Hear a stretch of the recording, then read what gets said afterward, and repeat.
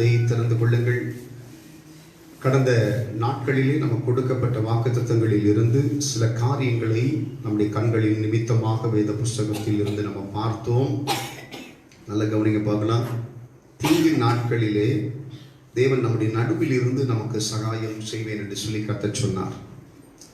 ஆனால் தீங்கு வருகிறதற்கு என்ன காரணம் என்பதை நம்ம அழகாக நாம் அறிந்தோம். உபாகமம் 31:17 பார்த்தோம். கர்த்தர் நம்முடைய நடுவிலே இல்லாததினாலும், 1 சாமுவேல் புஸ்தகம் 10:19 பார்த்தோம். தேவனை நாம் புறக்கணித்ததினாலும் தீங்கு நம்முடைய வாழ்க்கையிலே வந்தது என்று சொல்லி நம்ம பார்த்தோம். அதே காரியத்தை வைத்து கடந்த நாட்கள் நான் சொன்னேன். அந்த புறக்கணிப்பு என்பதற்குரிய மறுமொழியை அடுத்த வாரத்தில் உங்களோடு கூட நான் பேசுவேன் என்று சொன்னேன். அந்த காரியத்தை நான் உங்களுக்கு விவரமாக நான் சொல்ல விரும்புகிறேன். அதே ஸ்தோத்திரம் 1 சாமுவேலின் புஸ்தகம் ஸ்தோத்திரம் 19வது அதிகாரத்தில் ஸ்தோத்திரம் அதிலிருந்து சில காரியங்களை உங்களுக்கு நான் விவரமாய் சொல்லி காண்பிக்க விரும்புகிறேன். 19வது வசனம் சொல்லுகிற போது, நீங்களோ உங்களுடைய எல்லா தீங்குகளுக்கும் நெருக்கங்களுக்கும் உங்களை நீங்களாக்கி ரட்சித்த. முதலாவது தேவனை நாம் அழகாக புரிந்து கொள்ளணுமா? என்னை பொறுத்த வரைக்கும் பாருங்க, இன்னைக்கு பயங்கரமான ஒரு பிரச்சனை.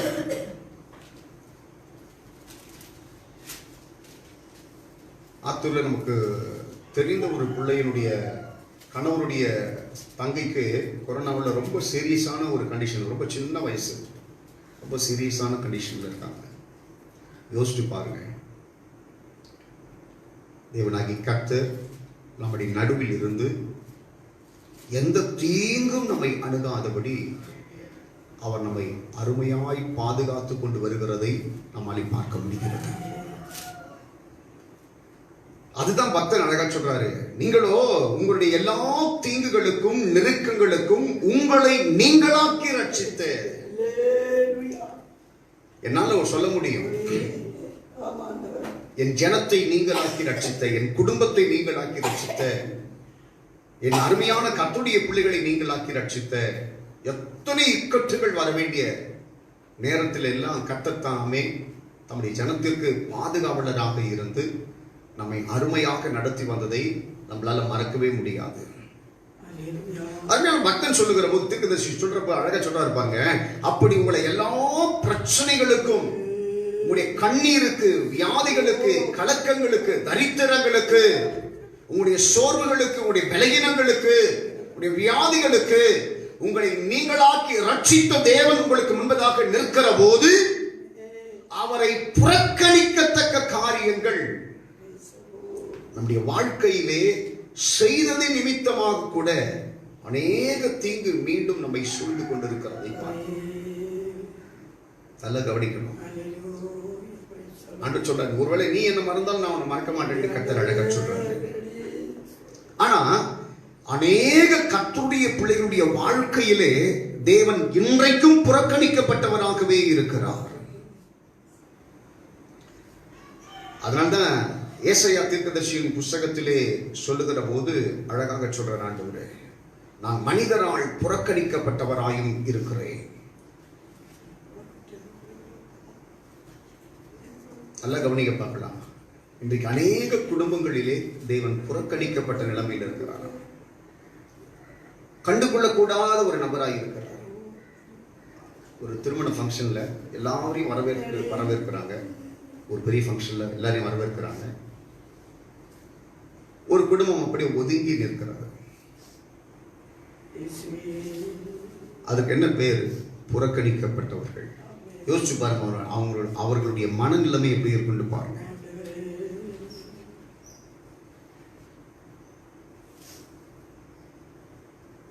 உங்களுடைய மனநிலைமை யோசிச்சு பாருங்க. எல்லாரையும் வரவேற்பார்கள், எல்லாரையும் அழைப்பார்கள், எல்லாரையும் கொண்டு போயிட்டு அந்த விருந்து சாலையில உபசரிப்பார்கள். அந்த உபசரிப்பற்ற, அந்த அழைப்பற்ற, அவர்களை விசாரிப்பற்ற நிலைகளில் இருக்கிற போது அந்த மன ஊன்றுதல் என்பது அவர்களை வேதனைகளுக்குள்ளே கொண்டு போய் அவர்களை ஆழ்த்தும் என்று சொல்லி பார்க்கிறோம். இந்த இடத்திலும் கூட நம்முடைய வாழ்க்கையிலே பல பிரச்சனைகள் வருகிறதற்கு பல காரணங்களை நம்ம பார்த்துட்டு இருக்கிறோம். இது ஒரு முக்கியமான காரணம் என்று கூட சொல்லலாம். உன்னை தேடி வருகிற, உன்னை நேசிப்பதற்கு உனக்குள்ள ஒரு இடத்தை எதிர்பார்க்கிற, உனக்குள்ளே உலாவி நீ எதிர்பார்க்கிற காரியங்களை உனக்கு செய்ய வேண்டும் என்று சொல்லி நினைக்கிற தெய்வத்தை நாம் புறக்கணித்துக் கொண்டிருக்கிறோம். நாம் தள்ளி உதாசீனப்படுத்திக் கொண்டிருக்கிறோம்.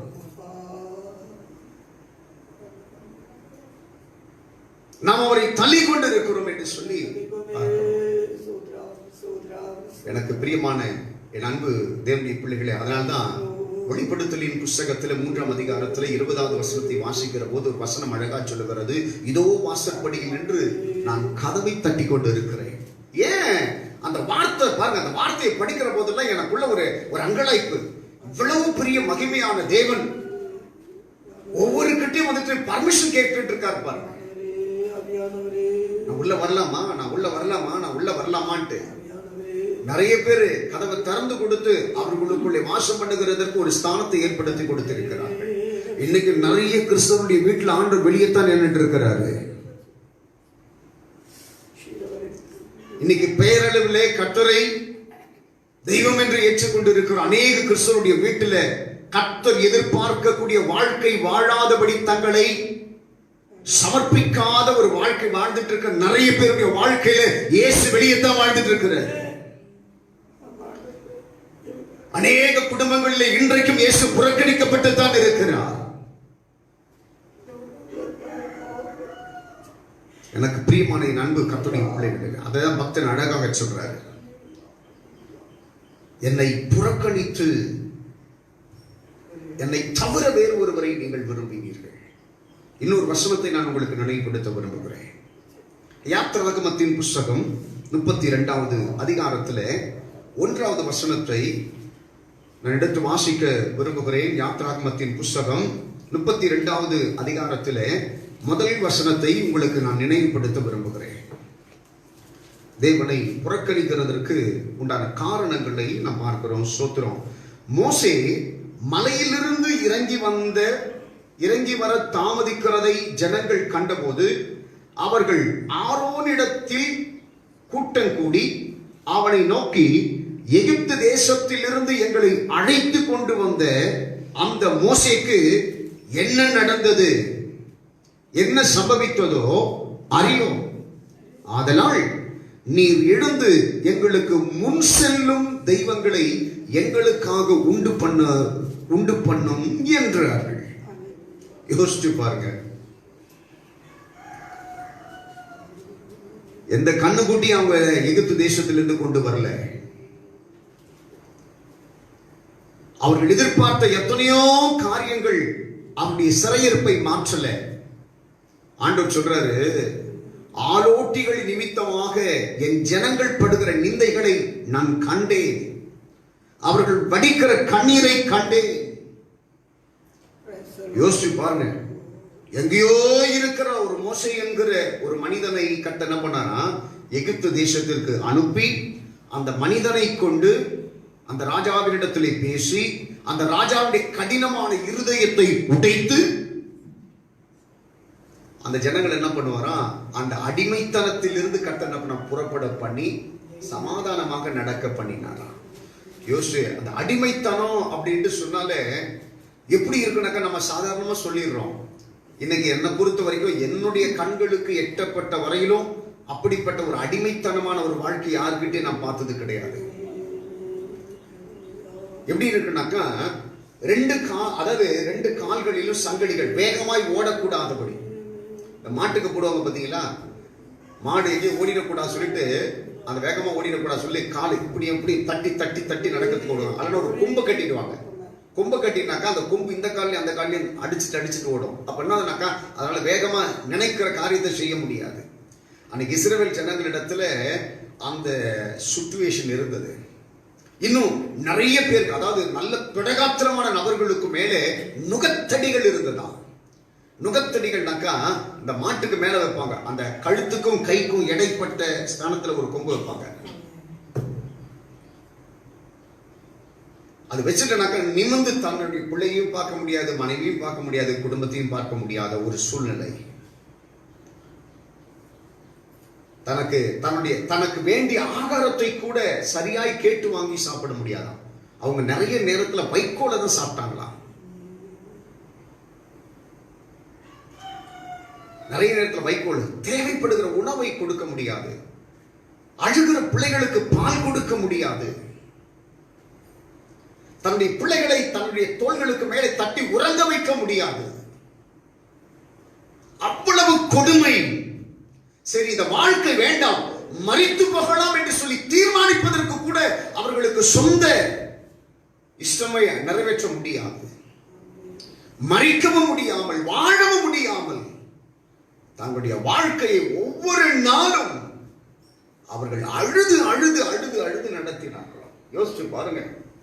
இப்படிப்பட்ட நிலைப்பாடுகளில் இருந்து சுதந்திரமாய் தன்னுடைய மகளை, தன்னுடைய கணவனை, தன்னுடைய மனைவியை தோளோடு கூட அணைத்து பாடல்களை பாடி துதித்து ஆரவாரம் செய்து தனக்கு இஷ்டமான உணவுகளை சமைத்து ஒரு இஷ்டமான ஒரு வாழ்க்கை வாழ்வதற்கு மிகப்பெரிய ஒரு ஸ்தானத்தை கொடுத்த தெய்வத்தை மறந்து அல்லது அந்த தெய்வத்தை புறக்கணித்து தன்னுடைய காதுகளிலும் சரீரங்களில் இருக்கக்கூடிய நகைகளை அக்கினியிலே போட்டு அதை உருக்கி அதை ஒரு விக்கிரகமாக வார்ப்பித்து அந்த விக்கிரகத்தை, அந்த கன்றுக்குட்டியை வணங்குகிறதற்கு எப்போ அந்த ஜனங்கள் தங்களை ஒப்பு கொடுத்தார்களோ அப்போவே தேவனை புறக்கணித்ததற்கு சமமாய் மாறினதா. யோசிச்சு பாருங்க, எவ்வளவு நன்மைகளை கர்த்தர் செய்தார். அதனால சாமுவேல் அழகா சொன்னாரு, உங்களை ரட்சித்து எல்லா தீங்கிற்கும் விலக்கி பாதுகாத்து உங்கள் தெய்வத்தை புறக்கணித்தீர்களே. எவ்வளவு அழகா சொல்றாரு பாருங்க, புறக்கணித்தீர்களே. எகிப்து தேசத்தில் இருந்து உங்களுக்கு கண்களுக்கு முன்பதாக நிற்கிற ஒருவனும் ரட்சிக்க திராணி இல்லாமல் இருந்த போது அவருடைய பராக்கிரமத்தினாலும் அவருடைய வல்லமைகளினாலும் உங்களை ரட்சித்த தேவனை புறக்கணித்து ஒரு கன்றுக்குட்டி என்ற தெய்வத்துடைய ஸ்தானத்திற்கு கொண்டு வந்து வைத்தீர்களே. இதைத்தான் அடுத்த வசனத்துல சொல்றாரு. சங்கீதம் 40 சங்கீதம் 4:2 வாசிக்கிற போது அழகா அந்த வசனம் எவ்வளவு அழகா சொல்லுது பாருங்க. சங்கீதம் 4ஆம் அதிகாரத்துல 2வது வசனம் சொல்லுது, மனுபுத்திரரே, எதுவரைக்கும் என் மகிமையை அவமானப்படுத்துவீர்கள். எவ்வளவு அழகா கேட்கிறார் பாருங்க. அந்த வைராக்கியம் பாருங்க, தெய்வத்திற்கு இருக்கக்கூடிய அந்த எரிச்சல் பாருங்க. எதுவரைக்கும் என்னை அவமானப்படுத்துவீர்கள், என்னுடைய ஸ்தானத்திற்கு கன்றுக்குட்டியை கொண்டு வந்து இதுதான் தெய்வம் என்று சொல்லி எந்த மட்டும் நினைப்பீர்கள்.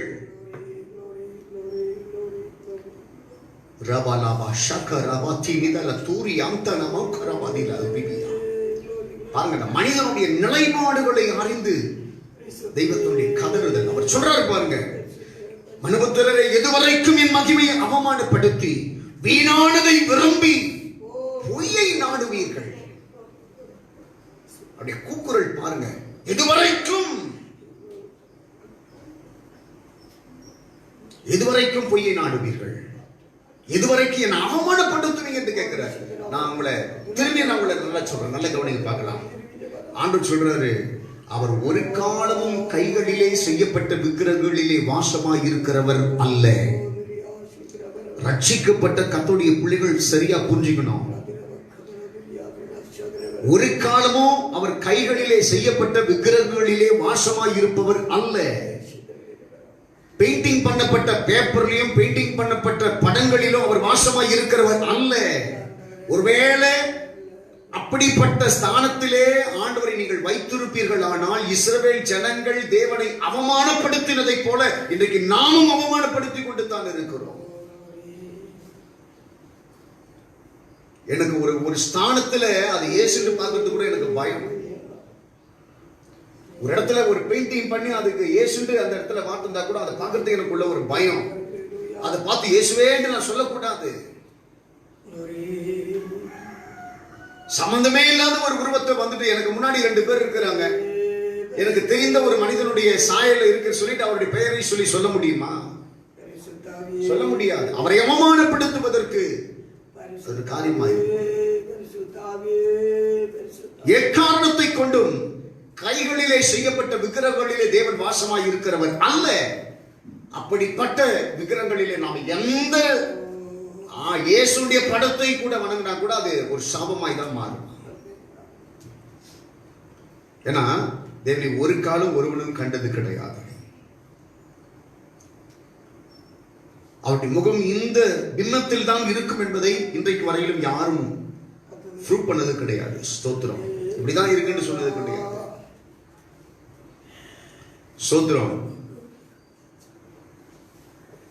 எனக்கு பிரியமான என் அன்பு கர்த்தருடைய பிள்ளைகள், அதனால தான் ஆண்டவர் அழகா சொல்றாரு, என்னை எதுவரைக்கும் என்னை அவமானப்படுத்துவீர்கள். இன்னொரு வசனத்துல வாசிக்கிற போது ஏசாயா தீர்க்கதரிசியின் புஸ்தகம் 42வது அதிகாரத்தை வாசிக்கிற போது இன்னும் கொஞ்சம் தெளிவாய் அந்த காரியங்கள் விளக்கப்பட்டிருக்கிறதை நம்மால் பார்க்க முடியும். ஏசாயா 42வது அதிகாரத்துல 8வது வசனம் சொல்லுகிறது. ஏசாயா 42:8, நான் கர்த்தர், இது என் நாமம், என் மகிமையை வேறொருவனுக்கும் என் துதியை விக்கிரகங்களுக்கும் கொடேன். அதை கவனிங்க பார்க்கலாம். இஸ்ரவேல் ஜனங்கள் தெய்வத்திற்கு மாறாக ஒரு கன்றுக்குட்டியை பார்த்ததுதான் அவர்கள் செய்த ஒரு பெரிய ஒரு தவறாய் இருந்தது. இன்னைக்கு நம்ம கன்றுக்குட்டியை வணங்குவது கிடையாது. ஆனால் அவர்கள் செய்வதை போலவே தேவனை இன்றைக்கு நாம புறக்கணித்துக் கொண்டிருக்கிறோம். யோசிச்சு பாருங்க.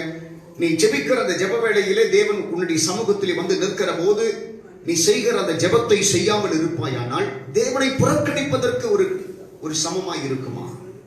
துதிக்க வேண்டிய நேரத்தில் உன் வாயை திறக்காம துதிக்காமல் இருப்பது தேவனை புறக்கணிப்பதற்கு ஒரு சமமா? தேவன் உன்னிடத்தில் ஒரு காரியத்தை எதிர்பார்த்து வருகிற போது அந்த காரியத்தை நீ செய்யாமல் இருப்பது மிகப்பெரிய ஒரு மனவேதனையை உண்டாக்குமா? ஜெபிக்காமல் இருப்பது, துதிக்காமல் இருப்பது, கர்த்தரை பாடாமல் இருப்பது, தேவனுக்குரிய நேரத்தை தேவனுக்கு கொடுக்காமல் இருப்பது, பொறுத்துரைகள் செய்வதிலே தவறுவது, ஆண்டவருக்குரிய காரியங்களை நிர்விசாரப்படுத்துவது, தேவனிடத்தில் எதிர்பார்க்கக்கூடியவைகளை அலட்சியம் செய்வது, இது எல்லாமே தேவனை புறக்கணிக்கிறதற்கு ஒரு காரணமாக இருக்குமா? இப்படி ஆண்டவரை சின்ன சின்ன காரியங்களிலே புறக்கணித்து புறக்கணித்து புறக்கணித்து புறக்கணித்து தான் தேவன் உனக்கு செய்ய வேண்டிய அநேக நன்மைகள் தடைப்பட்டு நிற்கிறது. அதுதான் ஏசாயா தீர்க்கதரிசி அழகா சொல்றாரு பாருங்க. இது என் நாமம், என் மகிமை நான் ஒருவனுக்கும் கூட. நிறைய பேர் அந்த கடவுளுடைய ஸ்தானத்துல மனுஷனை வச்சு பார்ப்பாங்க. என் கடவுள் மாதிரி எனக்கு வந்துட்டு பாருவாங்க. கடவுள் தான், மனுஷன் தான். உனக்கு ஒரு மனுஷன் மூலமாக நடக்கக்கூடிய உதவிகள் என்பது மனிதன் கண்ணுக்கு தெரிஞ்சு செய்யறது கிடையாது. அந்த தேவன் அந்த மனிதனை கொண்டு உனக்கு செய்கிறார். அந்த தேவனை திட்டம் இல்லாமல் ஒருவனும் எந்த ஒரு காரியத்தையும் செய்ய முடியாது. நான் சொல்றேன், இன்னைக்கு ஒரு சம்பவத்தை சகோதரிடத்தில் நான் சொன்னேன்.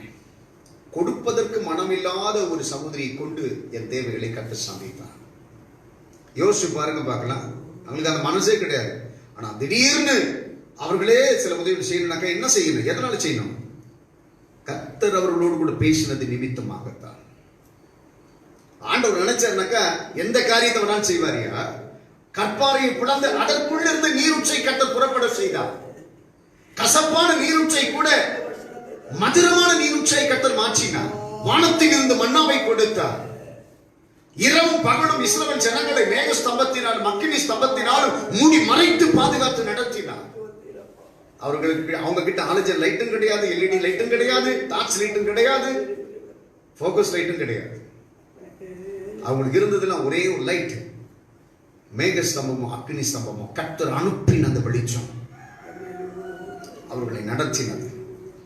எனக்கு பிரியமான என் அன்பு கர்த்தருடைய பிள்ளைகளை, நாம் நேசிக்கிற நம்முடைய தேவனாகி கர்த்தர் நம்ம கூட தான் இருக்கிறார். அவர் நமக்கு செய்த உபகாரங்களை மறந்துடக்கூடாது. அவருடைய ஸ்தானத்திற்கு எக்காரணத்தை கொண்டும் வேறொருவனை நிறுத்தக்கூடாது,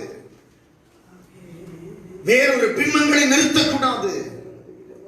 அந்த கடவுள், அதாவது தெய்வம் என்கிற ஒரு ஸ்தானத்திற்கு யாரையும் கொண்டு வரக்கூடாது.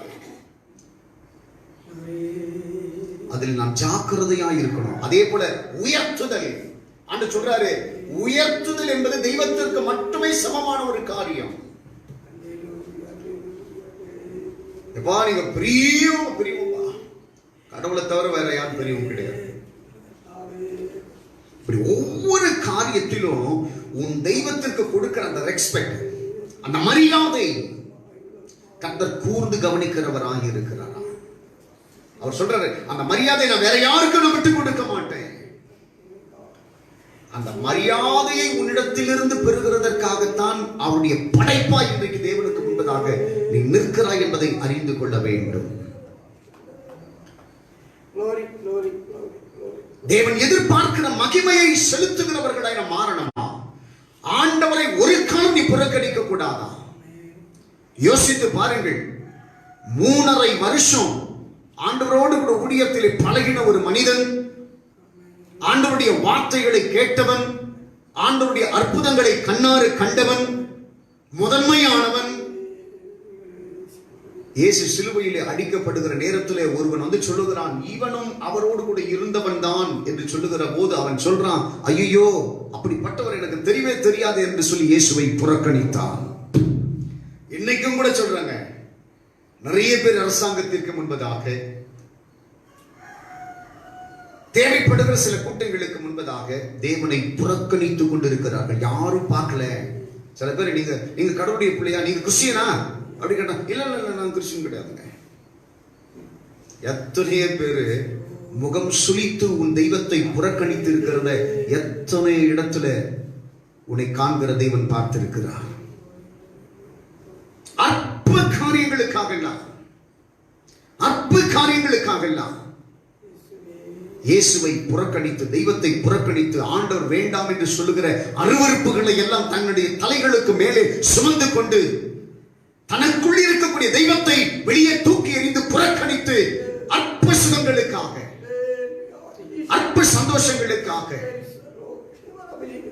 உன்னை நாள் முழுவதும் தூக்கி சுமந்து வந்திருக்கிற தெய்வத்தை புறக்கணித்து இருக்கிற எத்தனைய கூட்டம் இன்றைக்கும் இருக்கிறதை பார்க்கிறேன். உபாகமம் 1:31 வாசிக்கிற போது அழக சொல்றாரு, ஒரு மனிதன், ஒரு தகப்பன் தன் பிள்ளைகளை சுமக்கிறதை போல நீங்கள் இவ்விடத்திற்கு வருகிற வரைக்கும், அதாவது நல்ல கவனிங்க பார்க்கலாம், இந்த 14ஆம் தேதி 6வது மாதம் 2020 வருஷத்திலே இந்த 6 மணி வரையிலும் எங்க அப்பா இயேசு உன்னை சுமந்து கொண்டு வந்ததை கண்டீர்களே என்று சொல்லி வேதம் சொல்லுகிறது.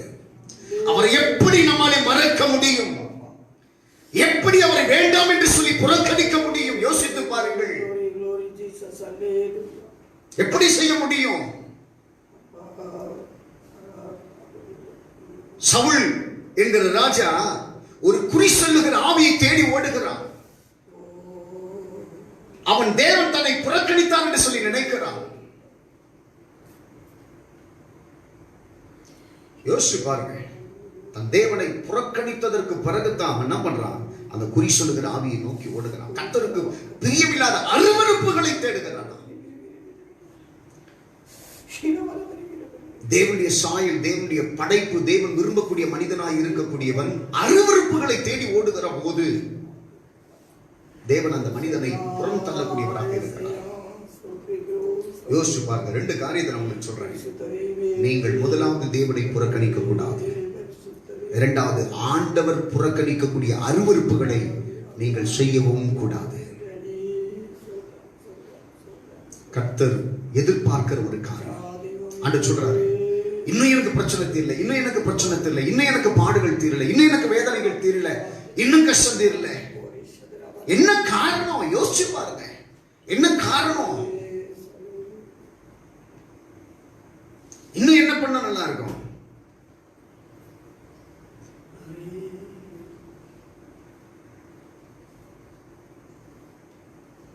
எனக்கு நெருக்கமாக இருக்கிற என் அன்பு சகோதரனுடைய ஒரு கம்பெனியில் பல வருஷமாக ஒரு மிஷின் இருக்கு. ஸ்தோத்திரம்.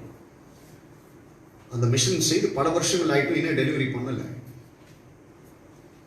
இன்னும் அதுல என்ன பிரச்சனை இருக்கு, என்ன பிரச்சனை இருக்கு, என்ன பிரச்சனை இருக்குன்னு சொல்லிட்டு தான் அதுல பார்த்துட்டே இருக்கிறாங்க. எத்தனையோ பிரச்சனைகளை தீர்வுகளை கொண்டு வந்துட்டாங்க. ஸ்தோத்திரம்.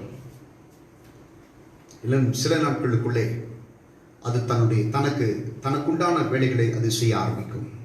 இது போலத்தான் மனுஷனும் தன்னுடைய வாழ்க்கையில் இருக்கக்கூடிய அந்த பிரச்சனைகளில் இருந்து வெளியிலே வருகிறதற்கு தன்னிடத்தில் என்ன காரியங்கள் இருக்கிறது, என்ன குறைவுகள் இருக்கிறது, நான் செய்த தவறுகள் என்ன என்பதை அறிந்து கொள்ள வேண்டும். நல்ல கவனிக்க பார்க்கலாம். எக்காரணத்தை கொண்டும் தேவனை புறக்கணிக்க ஒரு மனிதனாலும் கூடாது. அப்படிப்பட்ட காரியத்தை நாம் செய்யவும் கூடாது. இன்னும் அநேக காரியங்களை என்னால சொல்ல முடியும் ஆண்டவரை புறக்கணிக்கிறதற்கு என்ன காரணம். நாம் செய்கிற சின்ன சின்ன தவறுகள் கூட தேவனை புறக்கணித்து விடுகிறார். ஆனால் தான் ஆண்டவர் சொல்றாரு, எப்பா என்னப்பா, உன்னை சுத்திகரித்துக் கொண்டால் உனக்குள்ளே நான் வருவேன்,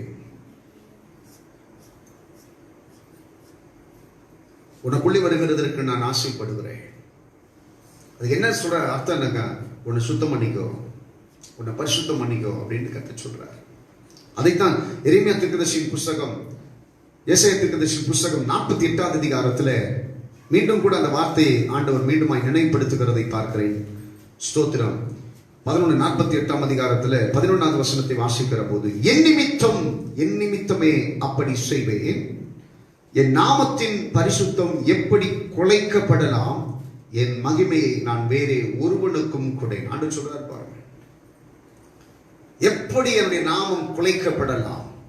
யார் நிமித்தமாக தேவனுடைய நாமம் தூஷிக்கப்படுகிறதோ அவர்களின் நிமித்தமாய் தேவன் எரிச்சலுள்ள தெய்வமாய் இருப்பார். ஒருவரின் நிமித்தமாகவும் தேவனுடைய நாமம் தூஷிக்கப்படக்கூடாது. அதனால்தான் வெளிப்படுத்தல் சொன்னாரு, அக்கிரமம் செய்யணும், அக்கிரமம் செய்யட்டும், எல்லாருக்கும் அந்த பாற்றாவை நான் வச்சிருக்கிறேன். இதுதான் உலகம், இதுதான் வாழ்க்கை, இதுதான் நடைமுறை சொல்லி நினைக்காதீங்க. என்றைக்கு மனுஷனுடைய வாழ்க்கை முடியும் என்று சொல்லி யாருக்குமே தெரியாது.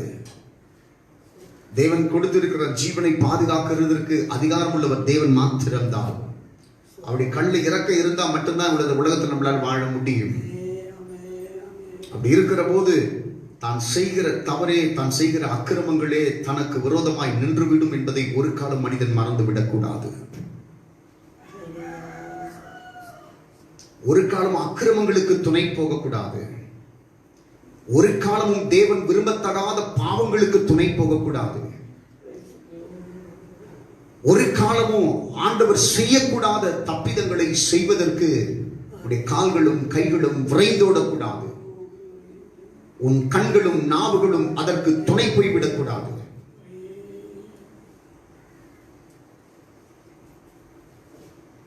ஆண்டவர் சொல்றார், அவரை புறக்கணியாதிருங்கள். ஆண்டவர் விரும்பத்தகாத அருவருப்புகளை செய்து உனக்குள்ளே வாசமாய் இருக்க வேண்டும் என்று சொல்லி நினைக்கிற தெய்வத்தை புறக்கணியாதிருங்கள்.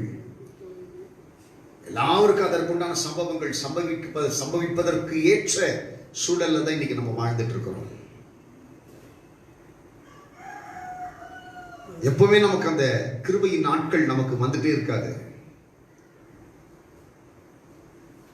ஆண்டவரை ஒரு காலம் புறக்கணியாதபடி, ஆண்டவர் எதிர்பார்க்க கூடாத காரியங்களை செய்யக்கூடாதபடி நம்ம ஜாக்கிரதையா இருக்கணும். உன்னிடத்துல கர்த்தர் எதை எதிர்பார்க்கிறாரோ அதை பூர்த்தி செய்கிற போது தான் அவரை ஏற்றுக்கொள்ளுகிறதற்கு ஒரு சமமாய் மாறும். ஆண்டவரை ஏற்றுக்கொண்டா வாழ்க்கை ஆசீர்வாதமா மாறும். நீ ஆண்டவரை ஏற்றுக்கொண்ட தீங்கும் பட்சத்துல இருக்காது. ஆண்டவரை புறக்கணியாமல் இருந்தால் உன் தேவைகள் அற்புதமாய் சந்திக்கப்படும். ஆண்டவர் உனக்கு பட்சத்தில் இருப்பாரானால் ஒரு காலம் நீ கண்ணீர் விட வேண்டிய அவசியம் இல்லை. சிந்திப்பதில் ஒரே ஒரு காரியம் தான், கர்த்தர் என் கூட இருக்கணும். அதனால தாவீது அழகா சொல்றாரு, கர்த்தர் என் பட்சத்தில் இருக்கிறார். யோசிச்சு பாருங்க, அந்த ஆண்டவர் தன்னுடைய பட்சத்தில் இருக்கிறது அவன் பெரிய ஒரு பலமா நினைக்கிறான். ஒரு ராஜா தன்னை சுற்றிலும் அதிகாரிகளும் தன்னை சுற்றிலும் படை வீரர்களும் இருக்கிறது அவன் பெருசா நினைக்கலங்க. அவன் என்ன நினைக்கிறானாக்கா, என் தேவன் என்னோடு கூட இருக்கிறார். இன்னைக்கு நிறைய பேருக்கு அந்த சந்தோஷம் இருக்குதா இல்லைன்றது எனக்கு தெரியல. நிறைய பேர் ஜீரோவா தான் இருக்கிறாங்க. கடவுளை தன்னுடைய பட்சத்திலே வைக்காதவர்களா தான் இருக்கிறாங்க. ஆனா கர்த்தர் சொல்றாரு, கர்த்தருடைய வாழ்க்கையில் இருந்தாதான் வாழ்க்கை மகிமையாய் மாறும். ஆண்டவரை புறக்கணித்ததினாலே இன்றைக்கு தீங்கு நம்மை சூழ்ந்து கொண்டிருக்கிறதை நம்ம பார்க்கிறோம். 1 சாமுவேல் 10:19 நான் உங்களுக்கு மீண்டுமாக உங்களுக்கு சொல்லி காரியங்களை நான் நிறைவு செய்ய நினைக்கிறேன். ஸ்தோத்திரம். 1 சாமுவேலின் புஸ்தகம். நீங்களோ உங்களுடைய எல்லா தீங்குகளுக்கும் நெருக்கங்களுக்கும் உங்களை நீங்களாக்கி ரட்சித்த உங்கள் தேவனை இந்நாளிலே புறக்கணித்து ஒரு ராஜாவை எங்கள் மேல் ஏற்படுத்தும் என்று அவரிடத்தில் கேட்டுக்கொண்டீர்கள். எல்லாம் அப்படி கண்ண மூடுங்க பார்க்கலாம். எல்லா வாய்களை திறந்து பேசுங்க பார்க்கலாம். ஆண்டவரே, என்னுடைய வாழ்க்கையிலே, என்னுடைய குடும்பத்திலே என் கூட இருக்க ஆசைப்படுகிற என் தெய்வத்தை, ஒருவேளை உம்முடைய ஸ்தானத்தை நான் வேற ஒருவனுக்கு கொடுத்தது உண்டானா, உம்மை துதிக்க வேண்டிய அந்த துதியை வேற ஒருவருக்கு நான் கொடுத்திருப்பேன், உம்மை உயர்த்தி வைக்க வேண்டிய ஸ்தானத்தில் வேற ஒருவரை நான் உயர்த்தி வைத்திருப்பேன். என்னை ஒரு விசை கூட என்னை மன்னித்து உடைய கிருபையினால் என்னை மூடுங்க. நல்ல வாய்களை திறந்து பேசுகிறேன். எப்பவுமே கர்த்தர் ஒரு வார்த்தை பேசுகிற போது, நாத்தான்வேல் தீர்க்கதரிசி தாவீதின் இடத்திலே அனுப்பப்பட்ட போது உடனே அந்த வார்த்தைகளை கேட்டு அவன் உணர்வடைந்தான். இவர் எனக்கு தெரியவே தெரியாதுப்பா, இவன் நான் பார்த்ததே கிடையாது என்று சொன்ன பேதுரு கடைசியிலே அந்த தெய்வத்தை எனக்கு தெரியும் என்பதற்காக தன்னை இரத்த சாட்சியாக அவன் ஒப்பு கொடுத்தானா. அந்த பேதுருவை தான் தேவன் விரும்புகிறார். தெரியாது என்று சொல்லி தள்ளின பேதுருவை அல்ல, மறுதலித்த பேதுருவை அல்ல, நேசித்த பேதுருவை அவர் விரும்பினாரா. இன்னைக்கு கர்த்தர் சொல்றார், அற்ப காரியங்களுக்காக உன் தெய்வத்தை தள்ளி, உன் தெய்வத்தை மறுதலித்து, உன் தெய்வத்தை புறக்கணித்து அந்த தெய்வம் உனக்கு கொடுக்கக்கூடிய சந்தோஷங்களை தயவு செய்து விட்டு விடாத. வாய்களை திறந்து பேசுங்க பார்க்கலாம். இன்றைக்கு இந்த தீங்கு என்னுடைய வாழ்க்கையில மாற வேண்டுமானால், எந்தெந்த காரியத்தில் எல்லாம் என் தெய்வத்தை நான் புறக்கணித்தேனோ, இன்றைக்கு அந்த காரியத்தை எல்லாம் மாற்றிக்கொண்டு என் தெய்வத்தை சேர்த்து கொண்டு அவரோடு கூட நான் வாழ விரும்புகிறேன், அவரோடு கூட இருக்க விரும்புகிறேன். காட்டுத்தி மரத்தின் மேலே இயேசுவை மற்ற ஜனங்களோடு கூட 1000 பேர்ல ஒருத்தனா பார்க்கணும்னு சொல்லி நினைச்சவரை இயேசு உற்று பார்த்து சொல்றார், ஓடி வா, இன்றைக்கு நான் உன்னோடு கூட நான் இருக்க விரும்புகிறேன் என்று சொன்னார். இன்னைக்கு கர்த்தர் சொல்றாரு, உன் கூடவே தேவன் இருக்க விரும்புகிறார், உன் கூட வாசம் பண்ணணும்னு சொல்லி கர்த்தர் நினைக்கிறாரு. உன் பிரயாணத்தில் இயேசு வரணும் சொல்லி நினைக்கிறாரு. நீ செய்கிற காரியத்தை ஆசீர்வதிக்கணும் சொல்லி கர்த்தர் நினைக்கிறாரு.